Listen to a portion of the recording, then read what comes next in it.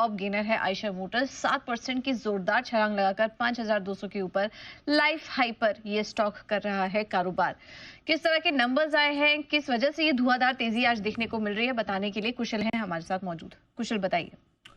बिल्कुल पूजा, तो अभी हम देख रहे हैं दिसंबर ऑटो बिक्री आंकड़ों में जिस तरह के नंबर्स आ रहे हैं, तो इन डेप्थ अगर आप देखेंगे ना, तो वहाँ पर एक्सपोर्ट्स का जो प्रदर्शन है वो क्लियरली एक बहुत बड़ा ड्राइविंग फैक्टर बनता हुआ नजर आ रहा है। और खासकर आइशर मोटर्स के लिहाज से जो ऑल टाइम हाई पर अब ट्रेड करते हुए दिख रहे हैं, ऑलमोस्ट 9% तक की तेजी यहाँ पर बन चुकी है। इसके पीछे सबसे बड़ी वजह बन रही है जो इनकी रॉयल एनफील्ड के आंकड़े आते हुए दिखे हैं। 25% की ग्रोथ आपको दिसंबर ऑटो बिक्री आंकड़ों में आ रही है, एंड मोर इंपॉर्टेंटली 90% से ज्यादा की ग्रोथ आपको एक्सपोर्ट्स के लिहाज से दिसंबर महीने में क्लॉक इन होती हुई दिखी है। इसके पहले नवंबर में भी आप देखिए तो 96% तक की बढ़त हुई थी, और अक्टूबर में तो 150% का उछाल एक्सपोर्ट्स में आया था। तो यानी कि जो ये तिमाही गई है, स्पेसिफिकली अगर आप Q3 की बात करेंगे, तो वो बहुत ही शानदार रही है रॉयल एनफील्ड के लिहाज से या आइशर मोटर्स के लिए। अब यहाँ पर जितने भी ज्योग्राफीज में इन्होंने एक्सपैंड किया है, वहां पर मार्केट शेयर गेन्स होते हुए नजर आ रहे हैं। साथ ही दिसंबर में थाईलैंड में नया असेंबली प्लांट भी कंपनी शुरू करती हुई नजर आई है, और एशिया पैसिफिक रीजन में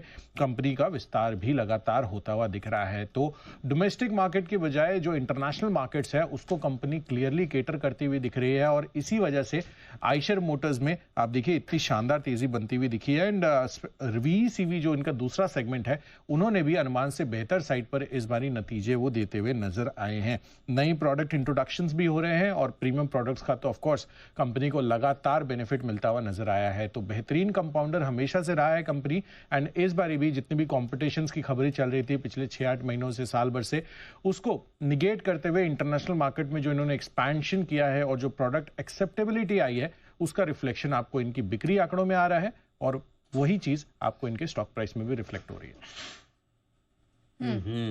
रिकॉर्ड हाइपर आइशर मोटर्स का ये है शेयर, और गजब का एक्शन बनता हुआ दिख रहा है आइशर। सोचो, जहाँ ऑटो इंडेक्स की हालत खराब है, ये तो अलग ही 9%। 2 दिन में मारुति इतना चढ़ा था, इसने एक ही दिन में इतना। ये तो बुलेट की रफ्तार से ना, एकदम बुलेट की रफ्तार एनफील्ड, रॉयल एनफील्ड, नाम भी क्या है, रॉयल एनफील्ड, मतलब गजब हुआ है आज ही, मतलब शान की सवारी है एकदम। चलिए, तो आइशर मोटर्स ये है वो स्टॉक जबरदस्त एक्शन में। एक बार जरा इसके चार्ट पर श्रीकांत जी देंगे राय। श्रीकांत जी, अब नए लेवल्स क्या रखे जाएं जब stock already life time high पर है? बिल्कुल अनिल जी, तो आइशर मोटर्स ने रॉयल ब्रेकआउट किया है, यानी ऐसा ब्रेकआउट काफी रेयरली हमें देखने मिलता है। कई सारे ऐसे स्टॉक्स होते हैं कि जो साइडवेज कंसोलिडेशन में जाते हैं और मंथ एंड मंथ बेसिस पे, यानी कि काफी लंबे अरसे तक वो एक रेंज में रहते हैं और उसके बाद उसमें ब्रेकआउट बनता है। ये पर्टिकुलर स्टॉक में भी ऐसा ही हुआ है, और अगेन अगर हम लोग देखें तो ये टॉप 50 में स्टॉक आता है।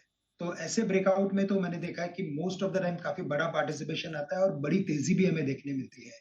तो बेस्ड ऑन फॉर्मेशन तो मुझे लगता है कि 5500 का फर्स्ट टारगेट है। उन लेवल्स पे थोड़ा एक हमें रिट्रेस, थोड़ा सा रेजिस्टेंस देखने मिलेगा। बट जैसे ये स्टॉक ने कम से कम 6-7 महीने का टाइम निकाला था इसी पर्टिकुलर रेंज में, तो मुझे लगता है कि ये ब्रेकआउट इसे 6000 के पार भी लेके जा सकता है। तो करंट लेवल से भी मैं कहूंगा कि अगर लॉन्ग टर्म व्यू अगर है तो इसमें बने रहे और इसमें खरीदारी करके चल सकते हैं 6000-6500 के टारगेट्स के लिए। एंड वेरी शॉर्ट टर्म में अगर कोई ट्रेडिंग पोजीशन हो तो 5500 के करीब आप मुनाफा वसूल सकते हैं।